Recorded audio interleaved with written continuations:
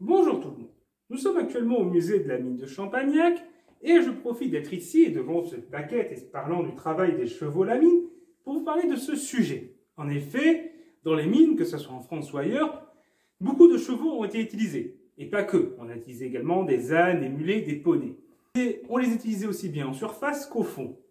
Pour ce qui est de ceux au fond, la plupart du temps, ils restaient au fond. Tant qu'ils pouvaient travailler, ils restaient au fond. Ils remontaient soit morts, soit quand ils ne pouvaient plus travailler, et souvent pour aller directement à l'abattoir. Donc, il fallait installer au fond de la mine une écurie pour s'occuper d'eux, également une forge pour que le maréchal Ferrand puisse descendre et également s'occuper d'eux. Pourquoi utilisait-on ces chevaux? Parce que pour déplacer le charbon au fond des puits notamment, il faut une force. Au début, ça a été la force humaine.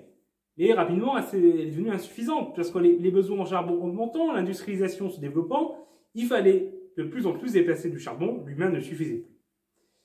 Or, la machine à vapeur, qui était un peu la seule autre source d'énergie disponible, à part la force animale, posait quelques problèmes au fond, notamment l'évacuation de la vapeur, déjà qu'on a du mal à évacuer le grisou et la poussière de charbon qui s'accumule. La vapeur, en plus, c'est compliqué. Et puis en plus, le problème, c'est que je vous ai dit, le grisou, la poussière, tout ça, c'est très inflammable. Or, la machine à vapeur utilise de la combustion. C'était donc dangereux. Il ne faut pas de machine à vapeur au fond. Donc la solution, ça a été le cheval et les autres équidés. On utilisait des chevaux de trait la plupart du temps, donc des animaux assez costauds. C'était capable de tirer donc de grands poids. On les choisissait avec des bons sabots parce qu'au fond de la mine, ils marchent sur des rails, ils marchent sur de la roche. Les sabots s'abîment vite. Donc il faut des bons sabots. Le problème aussi, c'est que certaines galeries étaient assez étroites. Là, on voit un cheval un peu à l'étroit dans une galerie. Je vous montrerai ça au montage plus près. Mais donc, clairement, c'était compliqué dans certaines galeries. Donc, il fallait parfois des animaux plus petits. D'où les poneys, les mulets et les ânes. Du coup, en France, cette utilisation des chevaux a commencé en 1821 dans la Loire, 1847 dans le Nord à Anzin, et ça a commencé à décliner dans les années 1920 avec l'utilisation d'électricité qui a permis de remplacer le cheval. Ainsi, en 1926, il y avait encore 10 000 chevaux au fond des mines.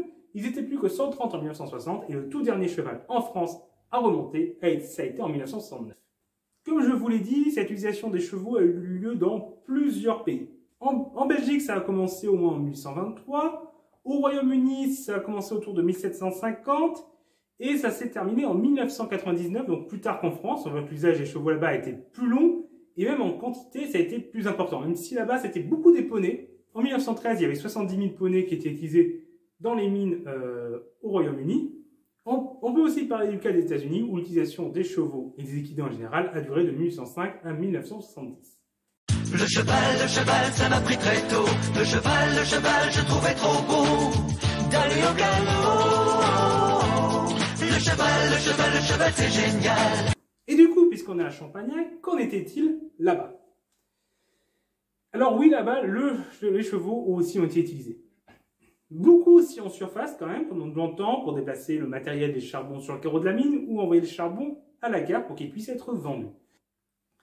Il y a eu jusqu'à un total de 100 chevaux ici, une centaine, et le ratio a été à peu près de 2 en surface pour 1 au fond. Donc il y avait une trentaine de chevaux au fond. Là aussi, ils vivaient dans leur écurie, il y avait la forge pour le maréchal Ferrand. Je vous montrerai une photo de la restitution. Je vous montrerai une photo d'une reconstitution de cette forge-là au montage. Et ils y passaient une fois qu'ils survivaient à ces premières semaines assez compliquées parce que il fallait s'habituer, beaucoup mouraient dans ces premières semaines. En plus, il y avait le traumatisme de la descente, on va en reparler après. Mais la descente, c'est un moment difficile.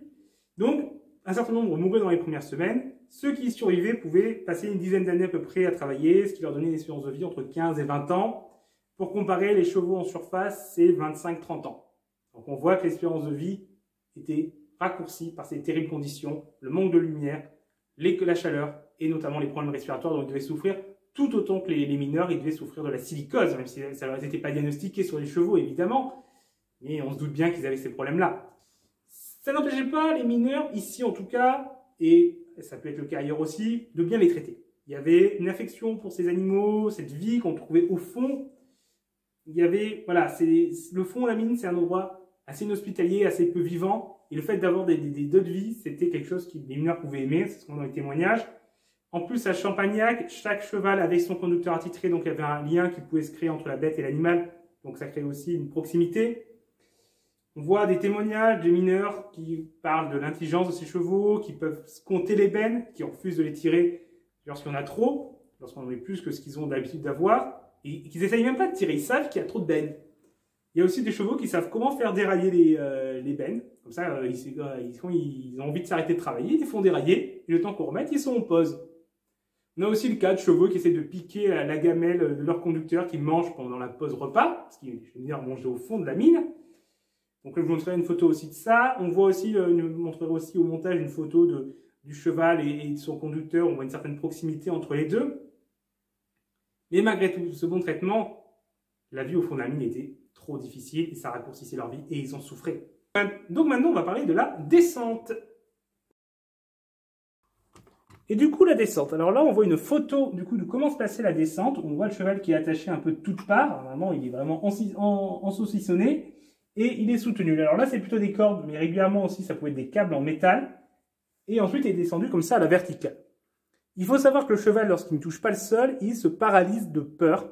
Du coup, il ne se débattait pas. Donc c'était plus simple pour le descendre, mais ça montre qu'il avait peur, quoi. Et ça rajoute à l'aspect traumatisant de pouvoir avoir cette descente.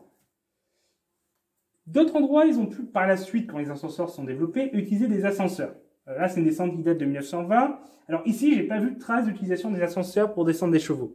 Mais on avait des ascenseurs ici, déjà pas dans tous les puits, et c'était pas l'endroit où on avait les ascenseurs les plus gros. D'autres mines avaient des ascenseurs plus gros, plus imposants, et peut-être que c'est pour ça qu'on ne les utilisait pas ici pour descendre les chevaux. Les puits étaient peut-être pas assez larges pour les descendre à la verticale, les ascenseurs pas assez en mesure d'assurer la descente d'un cheval. Mais dans d'autres endroits, l'ascenseur est utilisé. Par contre, partout au début, c'était ce système-là. Parce qu'il n'y avait pas d'ascenseur au début dans toutes les mines. La plupart des mines, enfin au tout début, au 19e siècle, l'ascenseur était rare encore. C'est par la suite qu'il s'est développé. Donc on voit que la descente est quand même loin d'être simple. Et c'est peut-être aussi pour ça qu'ils ne voulaient pas les remonter et les redescendre. C'était toute une opération. Mais du coup, la pauvre bête passait sa vie au fond sans jamais revoir le soleil. Et du coup, ici, quand ils étaient plus en état de travailler, soit ils étaient morts, soit s'ils n'étaient plus en état de travailler, ils étaient montés, les yeux bandés pour pas qu'ils voilà, les yeux agressés par la lumière, et ils étaient envoyés à l'abattoir de Bort-les-Orgues, qui est donc à peu près à 15-20 minutes aujourd'hui. À l'époque, c'était sûrement plus long pour les transporter, mais c'était le plus près, quoi. Voilà, voilà. Donc voilà, c'est terminé pour cette vidéo. J'espère qu'elle vous a intéressé. C'était une vidéo assez courte, mais qui donnait quand même une petite astuce sur cet aspect de l'histoire des mines, qui n'est pas forcément le plus connu. On parle des mineurs eux-mêmes, et c'est important, il faut en parler parce qu'ils ont beaucoup contribué au développement du pays et ils ont beaucoup souffert pour ça. Ils se sont également beaucoup battus régulièrement dans l'histoire, notamment par exemple dans la résistance. Beaucoup de mineurs ont été dans la résistance. Il y a eu des grandes grèves contre l'occupant, par exemple dès 1941, dès mai 1941. Mais les chevaux sont souvent moins, on en parle peu, et c'est bien aussi de rappeler qu'il y a eu ça, que ces animaux ont souffert au fond de la mine, mais qu'ils ont participé à cette histoire de la mine.